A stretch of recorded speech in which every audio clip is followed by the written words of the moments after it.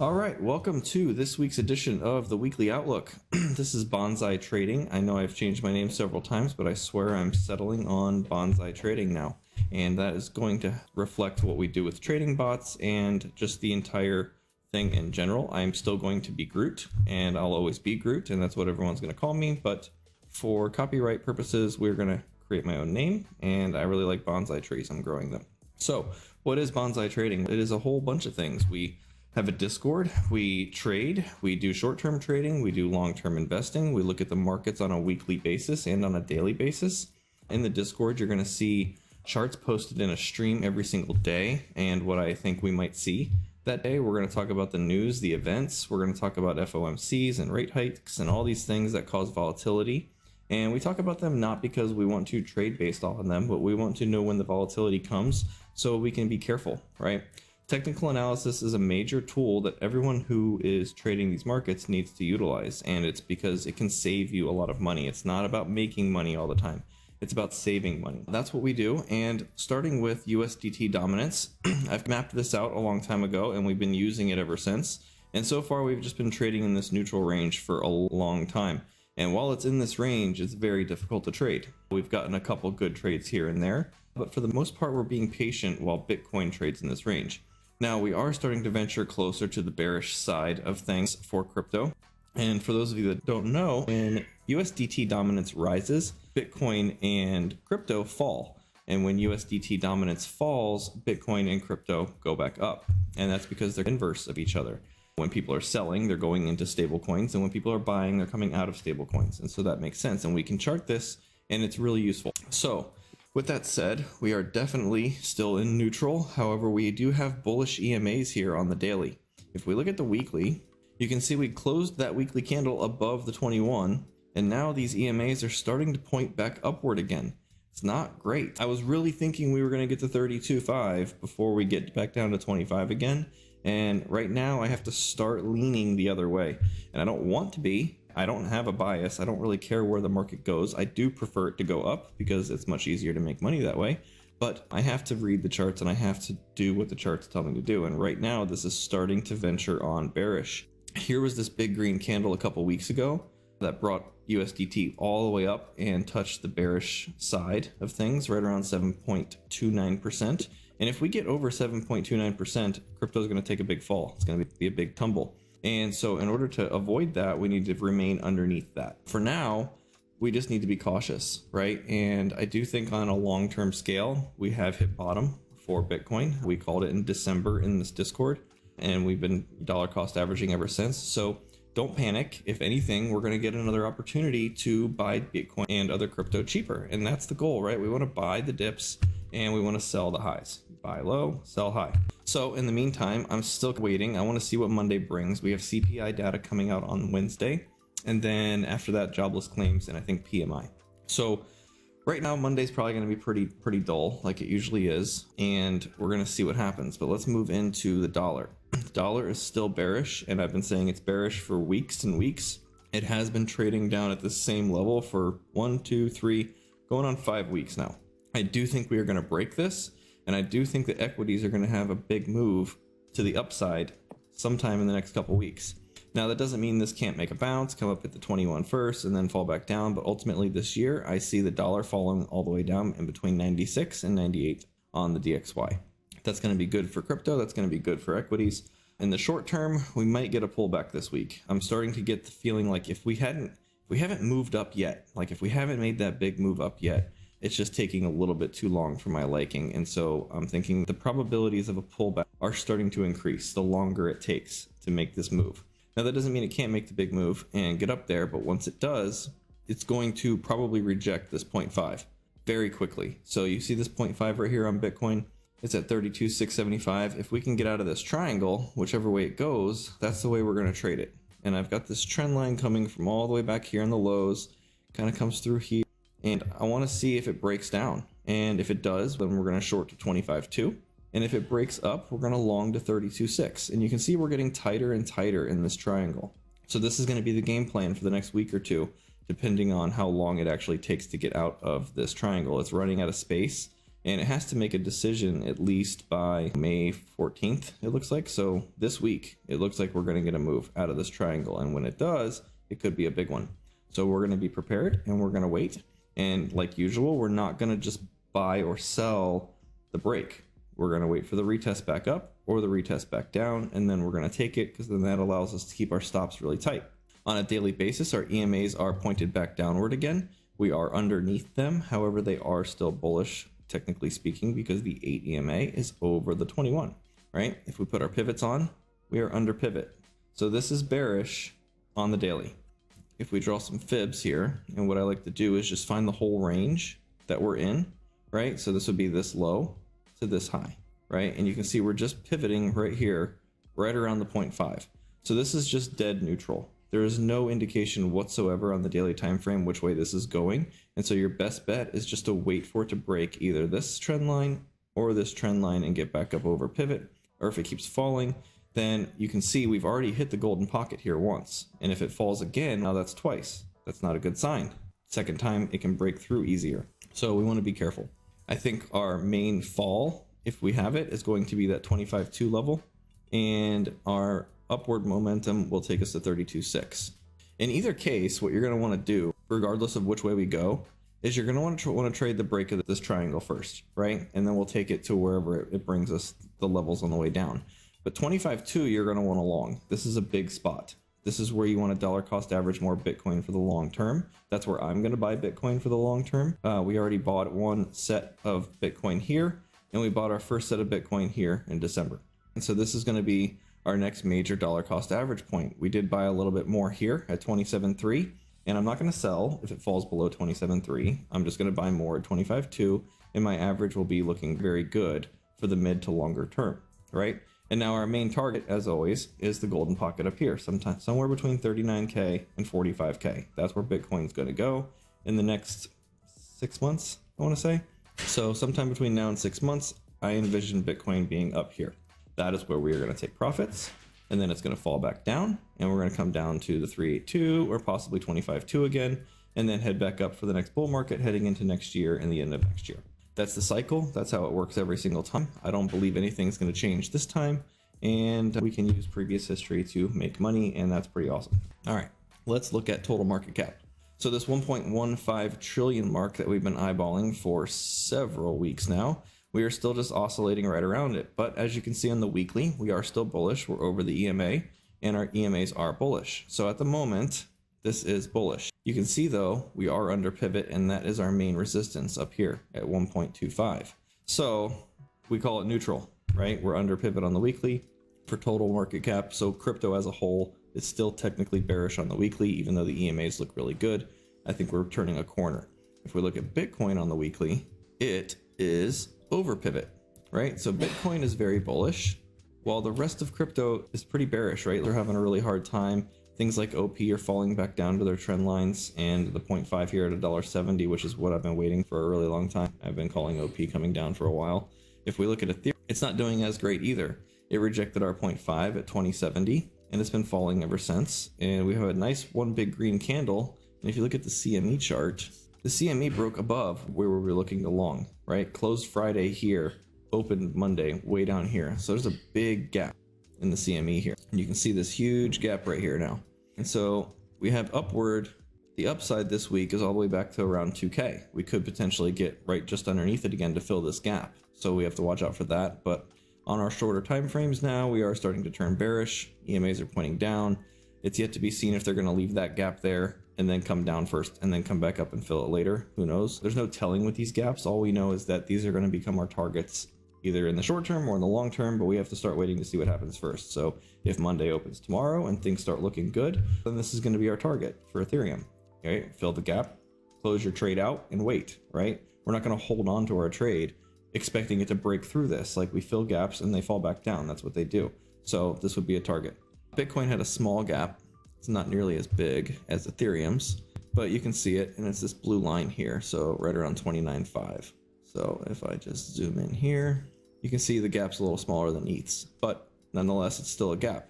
It also broke the trend line and then gapped down. That's pretty dirty, if you ask me. So we actually just filled the gap that was left last week right now. So there's a gap down here from last week. We filled that, and now we might head back up. So one thing I want to talk about is bots. All right. So we have what's called Bonsai trading bots. And if you are interested at some point in the future here, this is going to be live to everyone. Right now it's in beta testing, but essentially you can actually use decentralized exchanges now called Apex Clearing is going to be connected to Astrobit, which is really cool. So now you can just put your money into your wallet and not be on an exchange if you're someone who doesn't like exchanges, and use a trading bot like the hedge funds do to trade for you. And this has a really good track record over time. This has made about 300% since October, this particular strategy. And set it and forget it. You can also put in your own risk management parameters over here. So if you don't want the bot to do all the work for you and you want to set your own stop loss and your take profits, you're free to do that. But it's pretty simple. I'm going to leave a link for some things in the description about that as well. And then if we look at my WAP page here, and we can now use crypto or card to gain access to my Discord, which is really sweet. So if you just come to my WAP page and enter your information, you're going to see what you're going to get in the Discord here. You're going to see what I'm all about, all my social links. I got a couple of reviews already, which is pretty cool. Frequently asked questions, and all my recent tweets are listed down here as well. So I'm pretty excited to have my own webpage finally. And so if you want to check out the Discord, you can come check it out here. You get a 14-day free trial. So if you don't like it, you can leave and you risk nothing. Literally pay nothing to come check it out for 2 weeks. What do you got to lose? All right, so back to the charts. Let's look at which is the S&P 500. We're still stuck underneath this resistance at 4,200. We had a big move down, and on Friday we had a big move right back up to get right back up over the EMAs. And you can see they almost crossed bearish right here, but we're able to recover on a big day Friday, and now we're back over it. And we also have divergence down here. This is where the price is trending down, and our RSI and our MACD are somewhat trending up, right? So this is divergent, and I'm seeing a little bit of a bullish move happening here. And so we're still going to wait for 4,100 to break or 4,200 to break. Right now it's still just neutral, and the markets across the board are just neutral. And I know that's not very exciting, but knowing this information keeps you from making mistakes, and I'm not going to make any mistakes this week. I'm going to wait for things to break one way or the other, and then I'm going to make a decision. In the meantime, we hold on to our longs, and all is good. If we look at the NASDAQ, it's doing much better than the S&P. It's actually broken over our 0.5 again and closed above, and now we're opening above it again. And so I think we'll find another support retest around 13,260, and then maybe we can make another move back up, but it's yet to be seen. CPI is Wednesday, and there's going to be a lot of volatility. We're going to see a lot of movements. So depending on how well the CPI print comes out, we'll see what happens. But I don't plan on trading the CPI event itself. I plan on waiting until afterwards, seeing where the dust settles, and then making my move. Let's look at gold. So we called gold bullish in the Discord many months ago, and it's been on a tear. However, it is hitting a big resistance here. You see this blue trend line, and that's where we keep rejecting. This is what's called a cup and handle formation, and this is a bullish formation. This, I think I see gold going all the way to the 1.618 eventually. Now, this doesn't move like crypto. It doesn't even move like some of these low float stocks. But gold, I think, is a really great investment right now, and I think it's going to continue to move upward over time. I think it's a great hedge against inflation, just how Bitcoin is over long periods of time. The dollar is probably the thing you don't want to hold on to, especially looking at this chart here. This is bearish. We just went parabolic for a year, and now we're heading back down. I don't see this just turning the corner and blasting straight back up again. I think CPI and inflation, I think they've peaked, and they peaked a while ago. And I think that we're heading back into another bull market. I don't think that the recession is going to create a long-term bear market like most people are saying. I don't think we're actually going to see the real crash for a couple more years. And it's typically when the housing market cycle kicks in, and we're not there yet. I don't think housing's crashing yet. I think we still have a couple more years for that too. Let's look at Ethereum against Bitcoin. So we've been watching this chart for a while, and Ethereum can't get through this golden pocket, and it can't get over this trend line. So for the time being, we're not going to have any flippening going on. We're not going to have an Ethereum takeover where it becomes number one and Bitcoin comes number two. That's not happening anytime soon. We will know when it happens, and in the Discord, I'll make sure to tell everyone when it's happening, and it's not going to happen until we get over this. And once we get out here, then we can start talking about a flippening, and even then, it still has a long way to go to get there. So in the meantime, Ethereum is somewhat bearish. Bitcoin is still dominant, even if you look at the Bitcoin dominance chart. this is where I think it's going. At the least, I think it's going to go up here and touch this trend line along with the 382, just under 50%.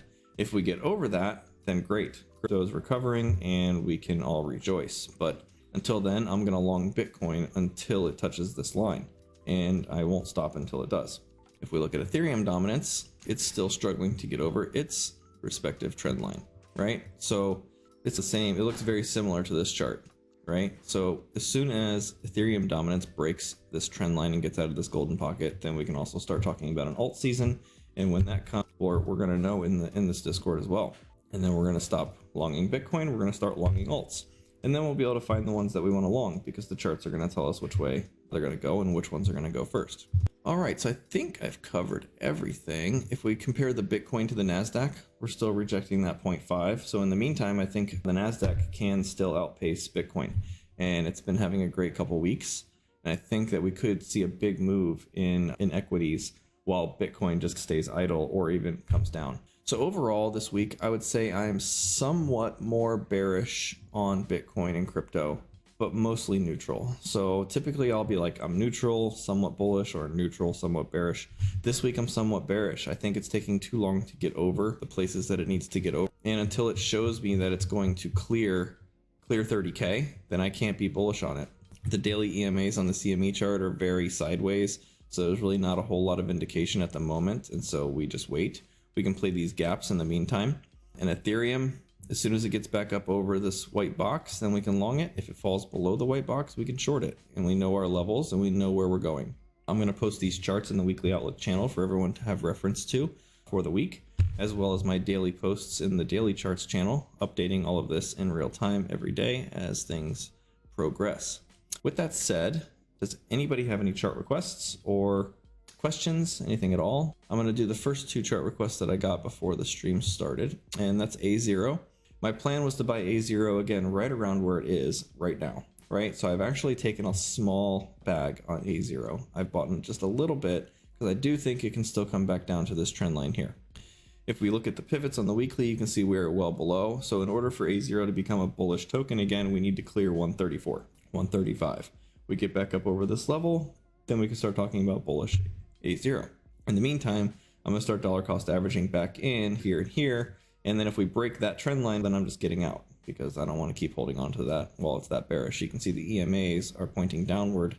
And so what I'm shooting for is a shot down here and a bounce to recover those EMAs.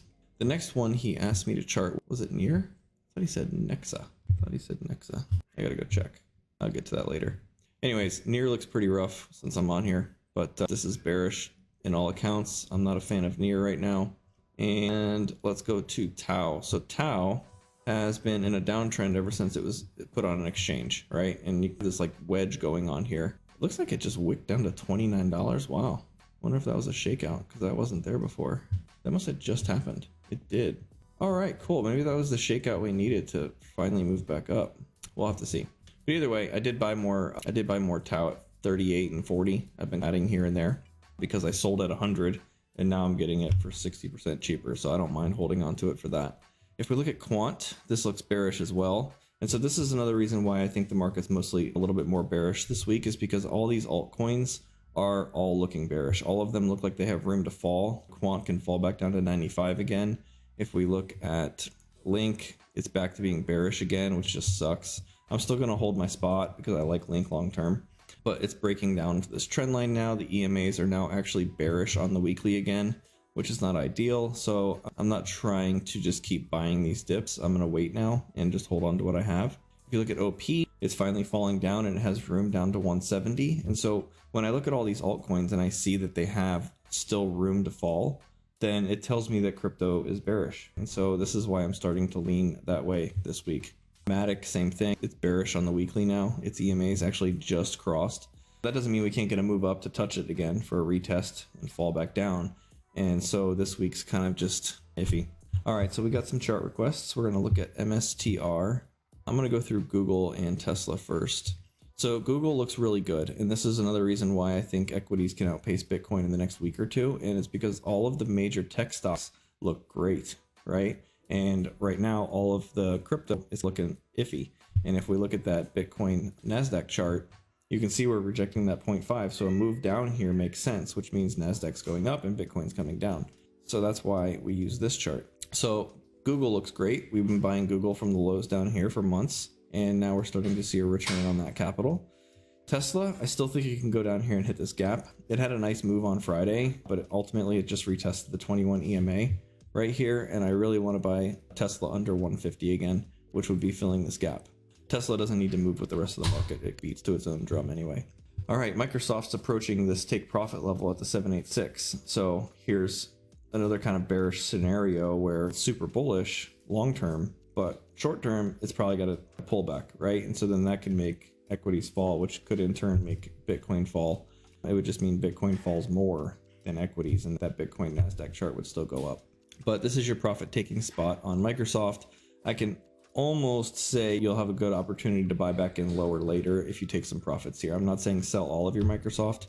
We were buying Microsoft down here when we noticed the divergence on the chart months ago. So now is a good place to start taking some profits on that in the hopes that we'll get a pullback, which we should at some point in the future, and buy it back lower. If we look at Apple, it's cleared its downtrend. Apple's been on just a tear. But if we draw our fibs from the high to the low, you can see we're hitting the 886. Now, typically something that recovers like this will sell off in the golden pocket the first time, come back down, find support, and then make another move back up. And Apple has not. Apple's just been straight up. Now, that doesn't mean it can't keep going up, because it does have room on the RSI until it taps oversold or overbought. So we could get another big move up, but I would venture to guess that we eventually come back down and retest this trend line. And it consolidates sideways in this range for quite a while, if it doesn't just ultimately reject here first. All right, Lorem wants to look at MSTR, old Michael Saylor.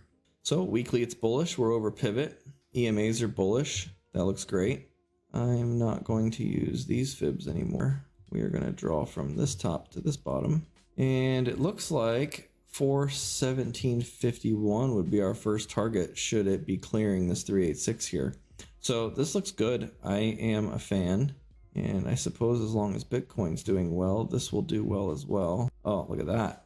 Okay, so that trend line's saying something. This would definitely be a place to take profits if you were buying down here and then wait for the break, because this is likely to reject, especially with the move that Bitcoin just had, the move down we just had when it opened, and I'm not sure what it's doing now. But if it does remain bearish, then it makes sense to reject this trend line. So this kind of further supports my somewhat bearish outlook here. I don't know if this is going to blast right through, but I don't want to assume that it's going to, because it's hitting a trend line. So this is something that I would wait for a break on in order to buy. And if you were fortunate enough to buy the lows down here, then you're just going to hold on, because Bitcoin long term is still bullish, and therefore MSTR will likely still be bullish as well. But for the short term, I would not buy here until this breaks. And then if it does break, then you can take it to the 0.5 and possibly the R1 here at 450. Silver and Dodge. I haven't charted silver in a while. Let's just overtake the gold chart. I don't even know if I remember the silver ticker. I mean, I guess as long as gold's bullish, silver's bullish too, because that looks really good. Let's see. All right, so if we clear, I don't even know if this isn't even the right ticker. I don't remember the symbol for silver. Let's do the ETF. So that looks like a bull flag that is breaking. Yeah, I like that. All right, so there's your support. And you can do this with whatever silver ticker you're doing, but they're all going to be very similar. So I would say this is very bullish, and the target's going to be up in this golden pocket here. And your stop loss is going to be the 0.5. So you have very little risk to long this, with a stop either underneath the 8 EMA around 2150, or a stop at this 0.5 at 2291. And then your target's going to be all the way up here. And that's a great risk to reward, honestly. So yeah, bullish on silver and gold. Dodge. Let's look at Dodge. Dodge is so inflationary. I rejected my box. It's bearish on the weekly. Still in a downtrend, despite Elon Musk and his attempts on Twitter. So yeah, until we break this downtrend, I'm not a fan of Dodge. I assume one day it will, and just like blast off and do that thing it does where 1 or 2 days it's amazing and everyone says Dodge is the next Bitcoin, and then it dies again. The problem with Dodge is it's just too inflationary. There's way too many tokens, and there's always more tokens. There's just always more to sell, and very little reason to have demand other than Elon Musk tweeting about it for 5 minutes. Butterfly and open, man, I think those got hit hard. Butterfly, that looks like a nice pivot to be on, but ultimately it's really hard to tell where this bottom's actually going to be. I do the company long term, and not really, I don't know. Until it breaks that or starts making a move like it did here, where it starts closing over the 8 EMA again to where we can see that the momentum's shifting, I'm not a fan. Although if you'd like to try it at this weekly pivot with a stop underneath 195 again, we did get a doji candle here, which looks pretty cool. So it's a hammer, which kind of sometimes signals a bottom like here and like here. So short-term movement, we could get some movement back up, but you're going to want to take your profits at that trend line and then wait for a break and then a retest, right? So it'll probably do something like this, where if it does break over, comes up and then retests maybe even a couple times and then starts making a move up. And then we can say that the trend's breaking and we can start investing in a little more long term. And I know that means buying it substantially higher, but with a company like this that's so new, it might take a while for this company to become profitable, as new as it is. I like the tech, but it's still a baby. Open, I like a little more as a company. That's a bullish engulfing, so it could be forming a bottom here. I don't see any divergence to indicate that it might be, but it's definitely consolidating here, and for the mid to long term, I think this could be a good company to invest in.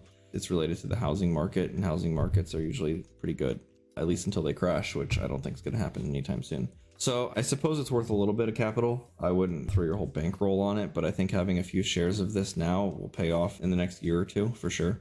As far as options trading it, I wouldn't want to try to take a call on this until at least the weekly EMAs are bullish again, and then we can start finding like an uptrend to hold on to and swing it.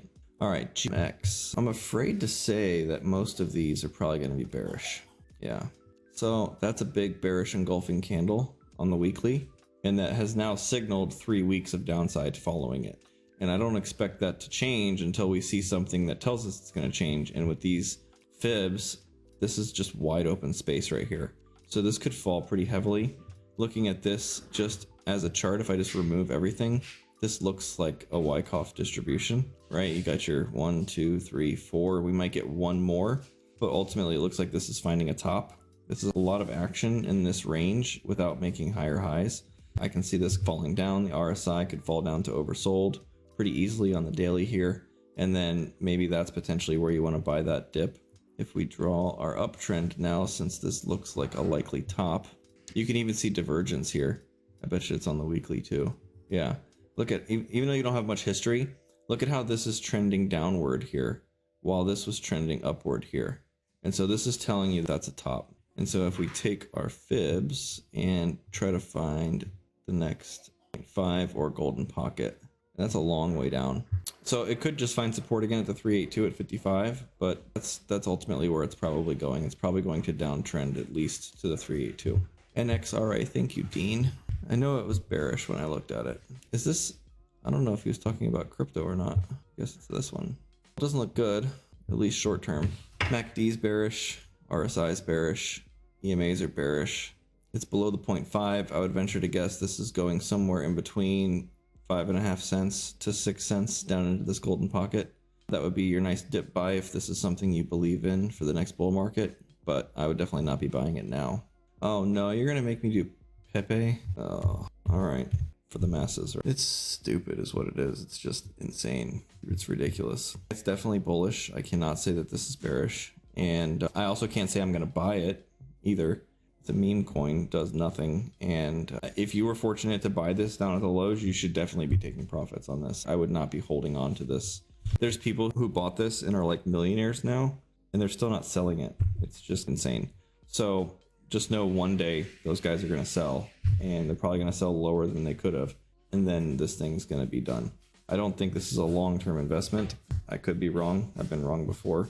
But it's not, I would much rather buy Ethereum than that. Do what you will with that. And right now, you have to use lower time frames on this.